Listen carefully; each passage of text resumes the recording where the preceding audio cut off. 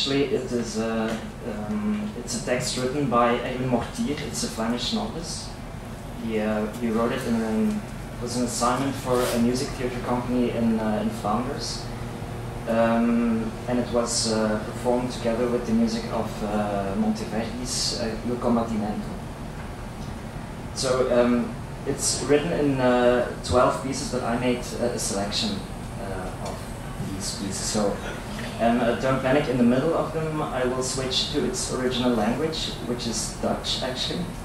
But I'll see to it that you can connect to the language by giving you, of course, the translation afterwards, and what we will see.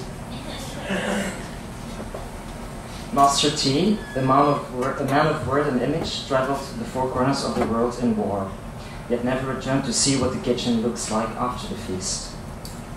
Years have passed since the fall of the city, and Mr. T's reports of the fighting.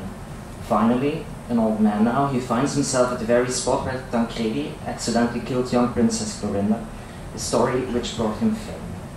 Watch Mr. T as he revisits the past and offers sharp new insights into his motives. A captivating story by the author of the best-selling Jerusalem Delivered. Bohemian. News. You know a poem will only come to life when truth is lain asleep in rhyme and sun. There must be feathers on the bird. 1. It is all over now. So why come back? Because it is all over now. It is all over. See them stones, fortress, buttress, battlement, turret, petrified spines, burrowed teeth, all that sand. So much time, my God, how old one can get when one is lucky. No need to take a guided tour or read your Baedeker. I know my way around the place. See things you can't see. I'll show you. No, madam, that's not blood on the wall. Believe me, such things fade all too easily. I've seen the workings of the vulture and what a myriad armies of bacteria and tiny flies can do to one's gold limbs. Given the natural humidity of flesh and with some help of the sun, it takes but days. Then all is gone. No staining, no bad smell, some bone, that's all. 3. I yearned for an audience, perhaps, to be a witness of my fear, my own little private theater, somewhere I could hide in the wings and make a spectacle of my omnipotent vision while listening. Oh, to hear you shiver, to feel your horror in my veins. All this blood, not once I had to shower. How clever I was. I had the luxury of boredom. All right, I can see that now. Aren't we thinking we are gods, able to turn jewelry out of misery, looking over the barbed fence of our beatified fortress to the earth we're making, as if a continent, a life, a body, is a blank sheet of paper on which we can forever write all those sonnets of our peculiar tastes and interests? Don't you see I'm your messenger, climbing down Mount Olympus or Capitol Hill towards Sinai, to go and see and sketch the corpses, and while so doing already thinking, that will make a perfect opening.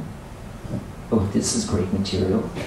Even as the cries of those buried in the rubble under a fallen roof, a mom, her 2-year-old daughter, haven't fallen silent and all know there's no equipment to release them. And us up here will say, a sobering experience, a heartfelt protest against the consequences of those policies we feel too helpless to prevent. A pair of divine binoculars I am, as if there is redemption in the act of spying through a lens, a heaven for those whose death, I said, at least went not unnoticed.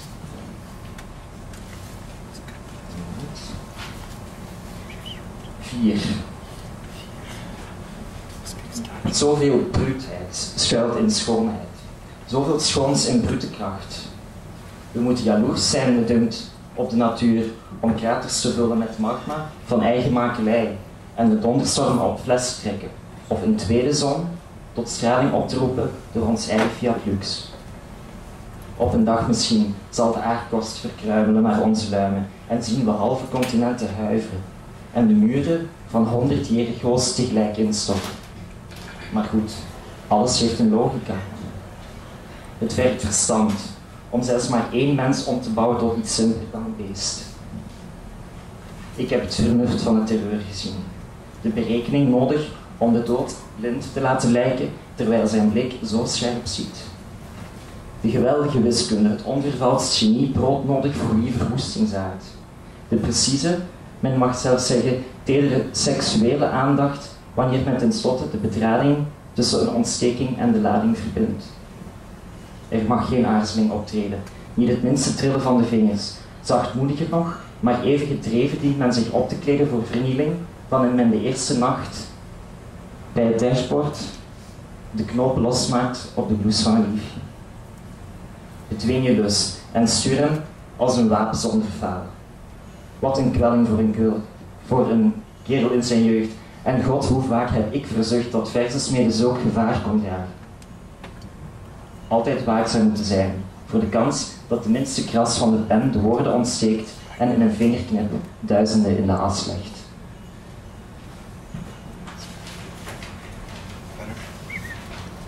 Four. Such brutality there is in beauty, such beauty in brutal force. We must be jealous for sure of nature to have craters filled with magma of our own design, and thunderstorms we store in bottles, or a second sun bursting into radiance at our personal fiat-lux. Perhaps one day we'll make the earth crust crumble to our liking, and watch half a continent shiver, and the walls of 100 Jerichos fall at once. But then there's a reason in everything. It takes intelligence even to turn one man into something simpler than a beast. I've seen the ingenuity of terror, the calculations needed to make death look blind, while its gaze is so precise. The awesome mathematics it takes, the sheer brilliance to devise destruction, the careful, one might even say, tender sexual attention when it has finally to connect the wiring between a detonator and its charge. There can be no hesitation nor the slightest trembling of one's fingers. Even more gentle and yet firm one has to dress for devastation than one would loosen the buttons of a girlfriend's blouse by the dashboard on a first night out. Withhold your lust, to use it as a tool precise. What a torment for a fellow in his prime, and God, how have I sometimes wished composing verse would come with such risk. To always be alert to the chance that the slightest scratch of the pen will inflame words, and in an instant turn thousands to ashes. 6. No, it never came, to shoot me in the back. The sorrow, I mean, one would perhaps expect while growing older, the fury finally settling in this depository of long-gone events we call our soul, to feed its gaping young. Not a tear has left my eyes, no scream, word over my lips. All I see are pictures taken by a man who died each time he pressed the shutter. 8. What would peace be without its graveyards? The piles, the stack of mummified corpses carefully laid out before our eyes in their whitish wedding gowns of quicklime. The dead, always obedient. Not once they protest against their lurid working conditions. They keep mute, keep dancing their static moralizing striptease in a night bar called Never Again. Keep smiling. Almost done. 9. Epilogue. If only words, my words, could have stood in front of each other as those armies did. That handsome young pair, naked despite their armature, a body against another body. If only I could have made words, my words resonate the emptiness they carry, the void within their shells. I've been too talented, perhaps. What's in a name? Tancredi, Florinda, love, faith, agony, if only. To have a text rot away like flesh, to have it wrecked, to see it fall into ruin, as if there shall only be bodies and stories, limbs and words that God of them at whatever side of the lines must have proclaimed. There shall be only flesh and voice, and butchery and grammar, he must have said. And so it happened. It is all over now. It is all over. Look. Thank you.